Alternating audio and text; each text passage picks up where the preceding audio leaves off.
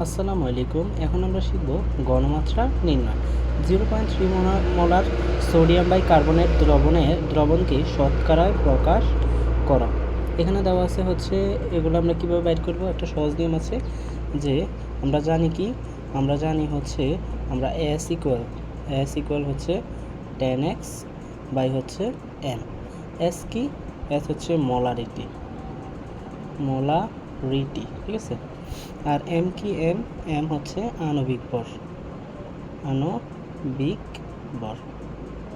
ঠিক আছে। তাহলে আমরা লিখতে পারি কি, এস ইকুয়াল হচ্ছে 10x ইকুয়াল এম। এটা ইকুয়াল লিখতে পারি 10xটাকে যদি এখানে রাখি আর তাহলে হচ্ছে এস এম।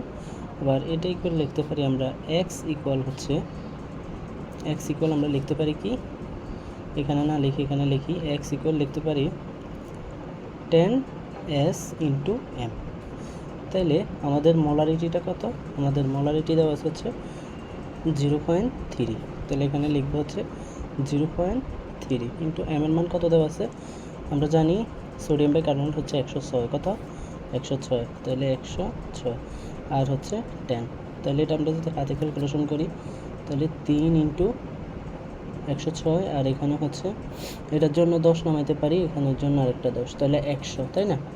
আর এখানে যদি আমরা এটার সাথে এটা গুণ করলে এখানে 106 আর 3 যদি গুণ করো তাহলে 318, 8 হাতে 1, এখানে 1 বসে যাবে, 3 একে 3, 318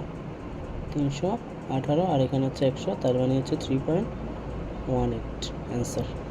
এখানে 3.18 কত নাম্বার আছে? 2 নম্বরে, তাহলে এটাই অ্যান্সার, ঠিক আছে।